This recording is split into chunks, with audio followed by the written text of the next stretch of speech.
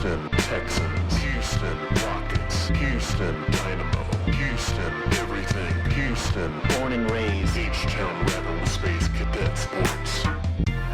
Ladies and gentlemen, boys and girls, children of all ages, folks of all stripes, and distinguished guests, put your hands together for the Space Cadet Sports Podcast. Houston, we have Paul Salazar Jr. Hey y'all, welcome back to the Space Cadet Sports Podcast, your Houston sports podcast for diehard Houston sports fans from a diehard Houston sports fan. I'm Paul Salazar Jr., your favorite diehard Astros fan podcaster, and of course, feel free to add as many additional qualifiers to that statement to make it true.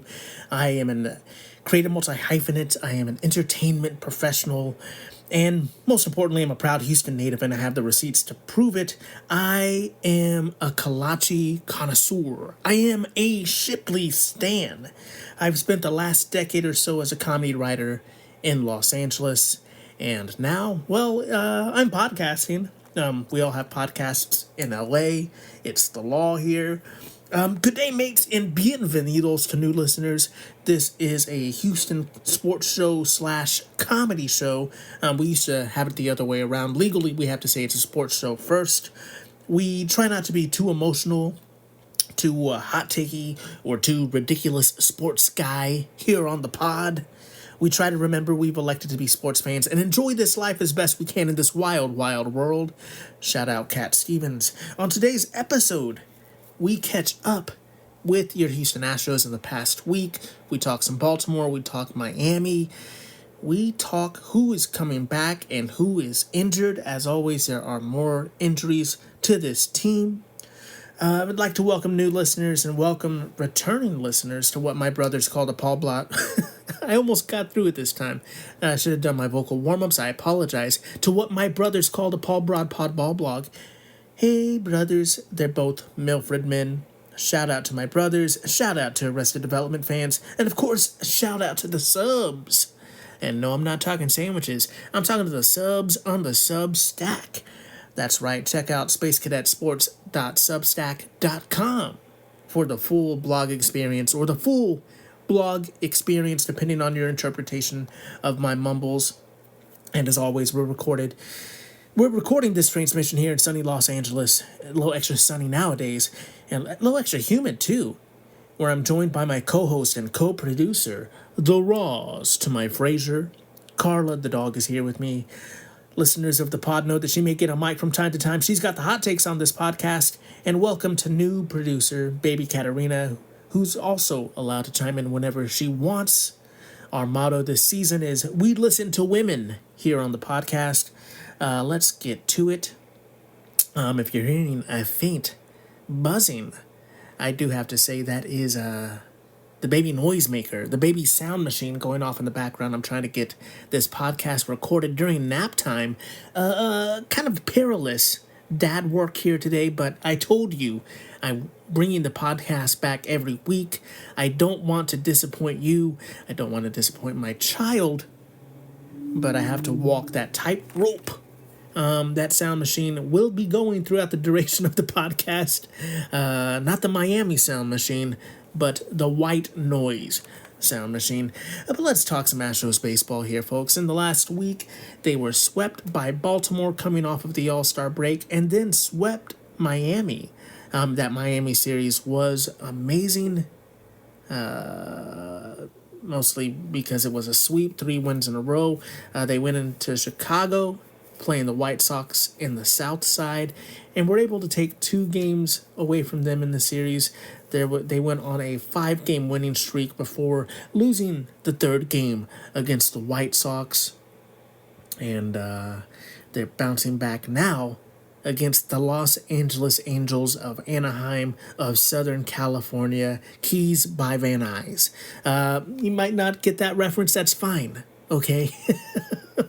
I'm supposed to be doing jokes for Houstonians or maybe Australians over here making local Southern California references.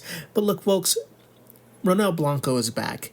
A little bit of something to be happy for after Lance McCullers Jr. was traded away. By the way, he's been DFA'd now by the Milwaukee Brewers. So maybe there's a chance they get him on a minor league deal. The Astros are still in need of starting pitching, believe it or not. Speaking of DFA'd former Astros, Jose Urquidy was also DFA'd by the Pittsburgh Pirates. So maybe there's a bit of a return for one of those gentlemen back with the team. But on on some happier news, Ronald Blanco is back. He is pitching well. He's not pitching no-hitters out of the gate like he did when he first got his start with the Astros, or started pitching as a starter with the Astros, I should say. He did before that no-hitter. He was coming out of the pen for the Astros a bit. But Ronald's looking solid. Tatsuya Imai had a rough game last night in Anaheim, but in Miami, he did well enough to win. Peter Lambert was dueling Sandy Alcantara. That was amazing to see. Peter Lambert has been amazing for this team. If you are new or a casual fan, you might not know the legend of Peter Lambert, but he seriously has helped keep this team together this season. The Astros still haven't quite reached 500 yet, but if this team does anything this season, Peter Lambert should definitely get a lot of praise for what he's done. In that Miami series, Pena and Alvarez are absolutely slugging. Paredes was on fire. Lamont Wade Jr. is getting some walks, struggling for hits, but he's getting walks. He's moving up in the Astros lineup. They're depending on him more. He's getting more playing time. Cam Smith is not getting as many reps as he was earlier this season. They're kind of letting him get some rest, mixing Lamont Wade Jr. in there. Jose Altuve is frustrated. It's been a tough second half of the season here for Altuve.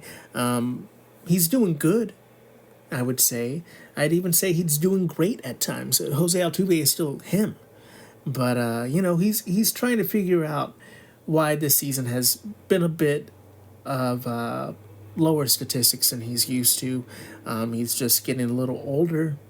I think he's getting a little frustrated with the Astros' lack of success, with his own personal lack of success, and wants to carry the team. I think to me, it's a lot of pressure that he is putting on himself. Perhaps the team is putting on him, but he's feeling it himself, I feel. Cam is still searching for consistency in the outfield, is still in flux. We have Bryce Matthews still injured. We have Jake Myers still injured. So we have a rookie out there, doing fairly well for himself. But there's, it has been tough. I kind of wish Cam Smith was playing a little better, and maybe he could get some reps in center field. I think the team is hesitant to do that. I think that was before. That's not considering offensive inconsistencies. I think they just want him to stick to right field. But, selfishly, maybe I'm just a video game manager.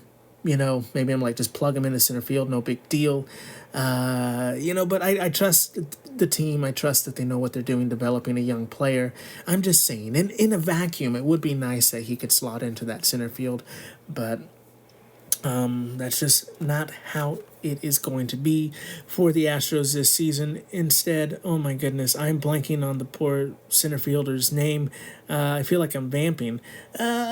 Give my dad brain some time to figure it out. But we do have a decent rookie center fielder. We're not at a time when we need decent play. We need to have dominant play. This AL West is for the taking. And Lucas Spence, no disrespect to Lucas Spence. Sorry, it took me a while to remember your name. It says more about me than it does about you. But it just, it's time for this team to really turn it around. They can take the AL West. They are currently 2 games out of the AL West in second place. They now, at least temporarily, have leapt over the Seattle Mariners at a record of 53-55, still a shade under 500 there. And the Texas Rangers, the South Oklahoma Rangers, that's right, they are in first place of the West right now with a slightly better than 500 record of 54-52. I really was hoping this team would be a wild card team. I was not even hoping. I was expecting them to be a wild card team, I guess is what I'm saying, in the offseason. Right now, the Astros are 2 games out of the wild card.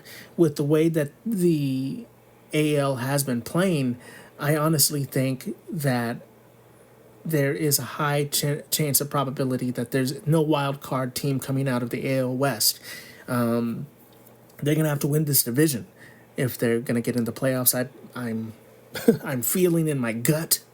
So because the AL West is for the taking, they need to take it. If they want to get to the playoffs, if they want to prove that the window is not closed in Houston, that the golden era can last forever, they're going to need to make some moves at the deadline. They're going to have to find some ways to win.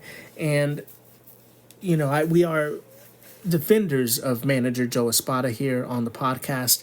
We're not saying he's perfect, but with the amount of injuries that he's dealt with the amount of quadruple A players that he has had on his roster the last couple seasons, it's really admirable that he's been able to keep the Astros to have a puncher's chance here. I think, sure, there might be better managers in the league, but he's been doing a great job with what he's been given, and I think he deserves a little credit for that. I do think there's a high chance he could get fired at the end of the season. I'm not delusional. I think there's going to have to be some kind of scapegoat for the Astros if they don't reach their expectations, for whatever those expectations might be for owner Jim Crane. But if the Astros falter, if the Astros don't reach the heights that the owner wants them to meet, that the fans want them to meet, there can be a lot of change at the end of the season with general manager Dana Brown and manager Joe Espada both being up for contract renewals here. I think we're kind of hoping that the trade deadline brings something. Braden Shoemaker was traded. Nate Pearson was traded, obviously. Lance McCullers Jr. in big news. If you didn't know that, welcome to the podcast. I'm glad you're listening. You could always come to me for big news like that. But, we're hoping that these little moves are indicators that they're trying to clear some space for a big trade. And, honestly, we're not sure if Tarek Skubal is coming to the Astros. I don't think we're getting those big name players that are household names that everybody salivates over. I think we're getting somebody like maybe Trey Mancini. I'm not saying a first baseman. I'm just saying kind of a hitter that has been around a lot. Maybe he's looking to bounce back. Maybe that's Mickey Moniak, left-handed outfielder. Could be somebody like that, or maybe if we're getting a pitcher, maybe it's somebody like Yusei Kikuchi, maybe a project, if you will. But either way, I'm looking for Dana Brown to make some big moves to get this team winning the AL West. I think if he, and I think he knows, if he wants to keep his job, he needs to win the AL West. Leaving it up to chance by trying to see if they can sneak into a wild card might be a lot harder unless 2 teams in the AL West really start dominating and aren't just 500 teams. But the way the AL West has been, I'm not holding my breath on that. So I'm hoping that the Astros push for it to win the AL West and win the trade deadline. In Chicago, the Chicago White Sox and Hall of Fame weekend there. There were some good outings there. Diesel is back, pitching 7 innings, getting 2 hits, 7 strikeouts. Blanco was good, but kind of struggled a bit. And some quick notes. Kai Wade Ting is back down with the Sugarland Space Cowboys, Brian King has been called back up. Spencer Arrighetti got injured with a foot nerve injury, which does not sound great. We're wishing for him to get better. Maybe that's why he's had some struggles. I really don't know. He had a tough outing in Chicago, and we'll see what that diagnosis and what his time frame to come back to the team is. Miguel Ullola is back in the pen, and I think those are the notes that catch us back up to yesterday, at least, as of a recording of this podcast, with the Angels series. Folks, we're going to take one quick break.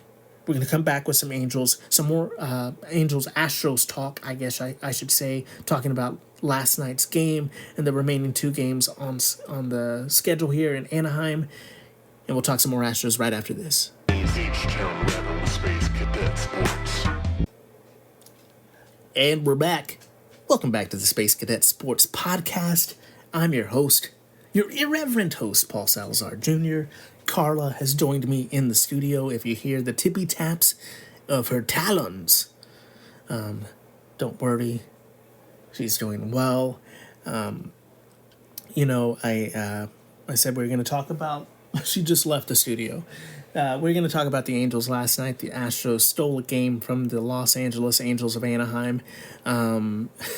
It was not a very fun game to watch until the 9th inning. The Astros were down 4-1, and in the 9th inning, the Angels just self-imploded. We're grateful for that here on the podcast. I actually could have been at that game. Shout out to my friends Bernardo and Brian who invited me. Unfortunately, I was on daddy. Not unfortunately. I take that back. I was on daddy duty, and getting out to Anaheim just wasn't quite going to be easy for me. And Katerina is not quite old enough to be going to a hot summer game in the sun. She's not even old enough to be wearing sunscreen yet. We'll get some baby sunscreen on her and get her out to a game soon enough. But it looked like it was a frustrating game to watch for most of the game up into the 9th inning where the Angels just really, they kind of had a couple defensive errors. They walked a run in. It just was a tragedy.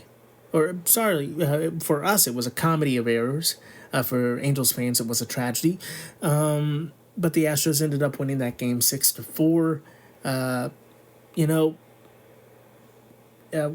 game might have been a little ugly at the end there, but winning is nice. Winning is pretty. Okay, so I'm not gonna dunk on the Angels too hard because they've already been dunked on enough. But I'm just saying, winning is winning, and we'll take it any way we can get it right now.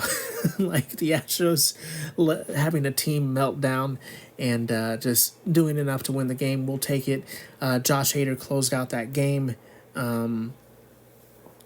so that was a little perilous in the 9th inning for him, but he was able to get out of it too. So it was a kind of tough watch all the way around, but glad that Astros got the W. One of the most concerning notes from the game is Tetsuya Imai, who just did not look good once again. I mean, it's been a tough roller coaster for the Astros this season. It's been a tough roller coaster for the fans, and it's been a tough one for Tetsuya Imai. We're still rooting for him here. I still believe in him. I think when he is ahead of the count, he is a fantastic pitcher, and I know that can go for a lot of pitchers, but he has his stuff. He's acclimating to a new league, to a new country, to a new mound. There's a lot of things going against him. He just has not been able to step in and absolutely dominate the league as we wished he could have. But he does show lots of, not even glimpses. He shows throughout games, throughout outings, that he has what it takes, that he can be a dominant pitcher.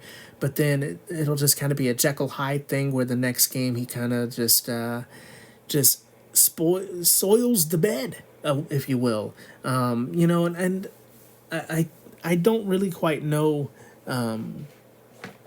what it is here. Just a couple seasons ago, the Astros were known for kind of turning pitching careers around, and this was this was not even Brett Strom days. This is, still Josh Miller, with Yusei Kikuchi, who we just mentioned. The Astros pitching staff has been able to help a lot of pitchers out.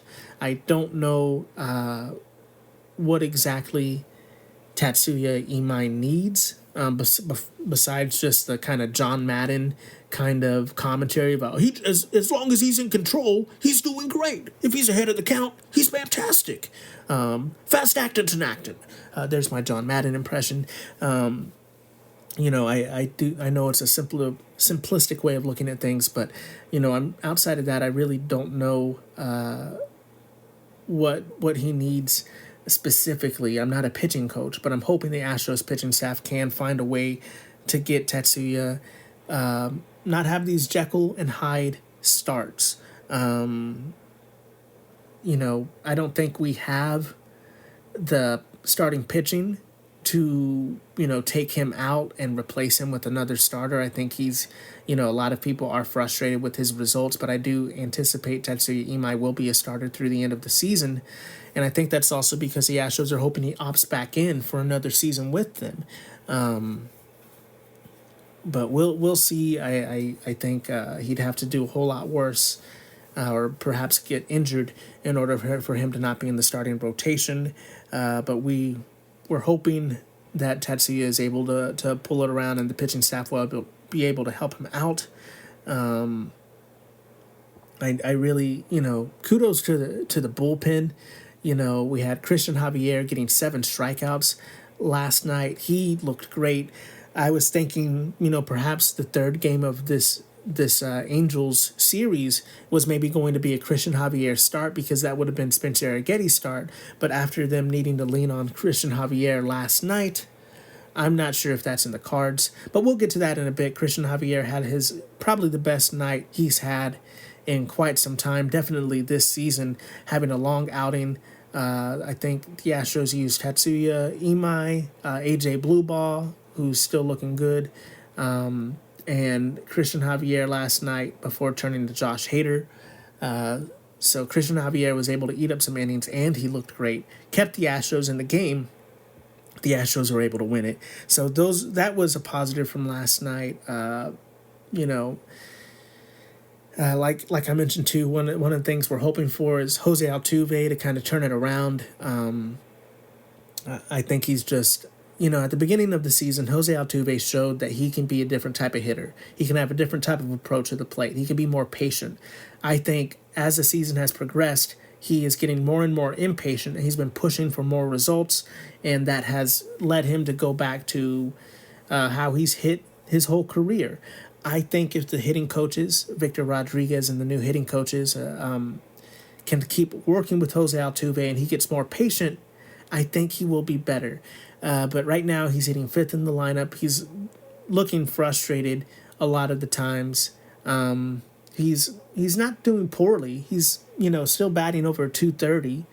He's got double-digit home runs and a good amount of RBIs, but you could just see that he's frustrated, that he's trying everything in his power to help this team win.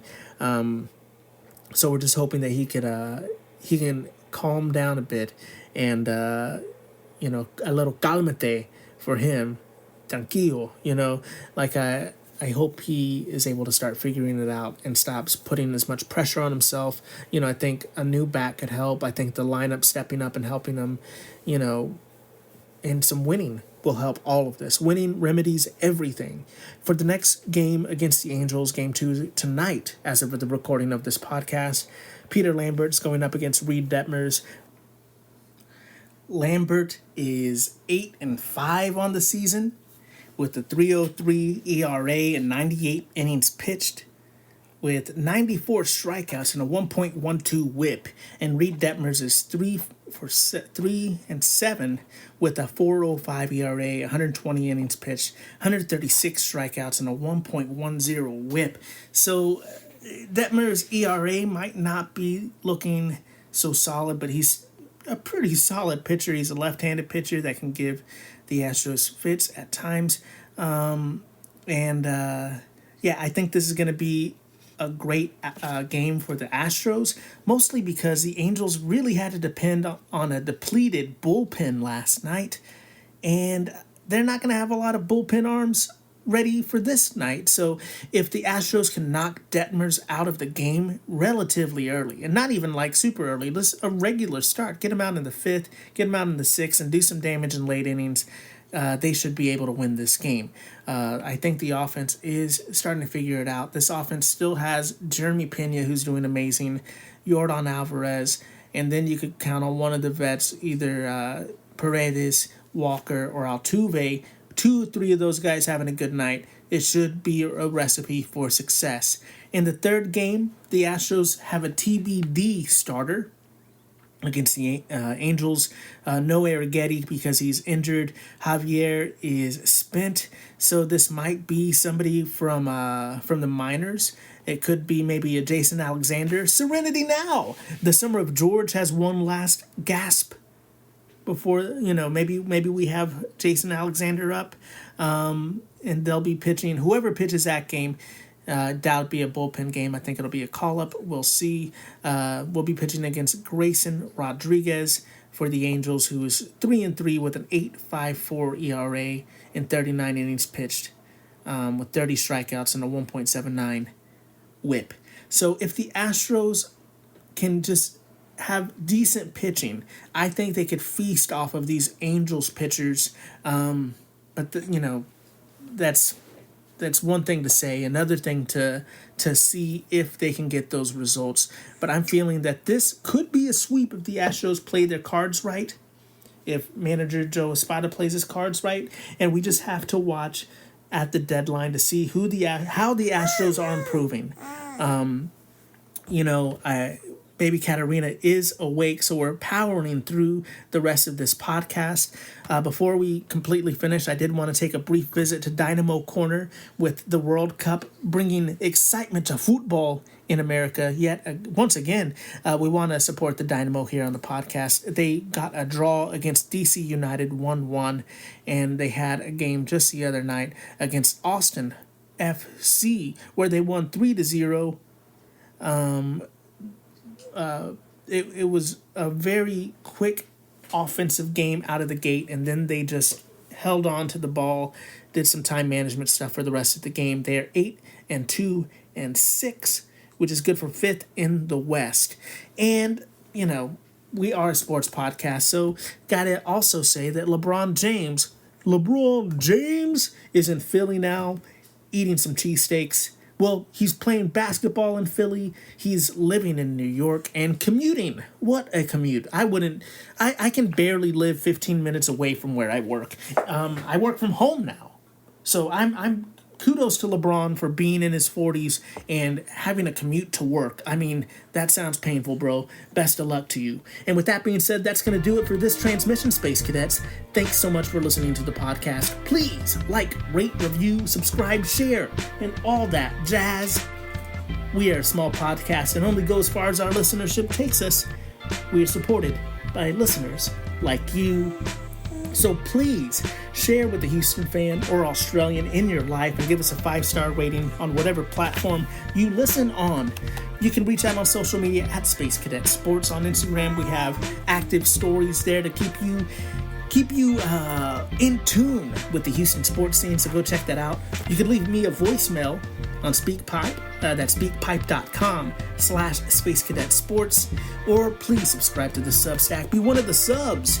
That's, once again, spacecadetsports.substack.com, where you can subscribe to support. You get every podcast emailed to you directly. You get the occasional article or memes sent to your email for free. That's like 99% of the things I do. I do have a paywall, but that's more just to help pay for diapers and treats around here. It's not it's as low as Substack lets me keep that setting. It's more just to help pay the bills, folks. So please go check that out. And if you made it this far, you must like me on some kind of level. So thank you for that. You can find me on social media making weird jokes, memes, art, podcasts, and so much more at Paul Salazar Jr. Or you can just keep looking around on Substack there. You can find Space Cadet, which is just my writing. You can support me there and just find all my other nonsense on the internet if you're nasty. Thanks so much for listening. Remember to be the best that you can be. Keep your head up, kid. And as always, vamos Houston. and abolish ICE.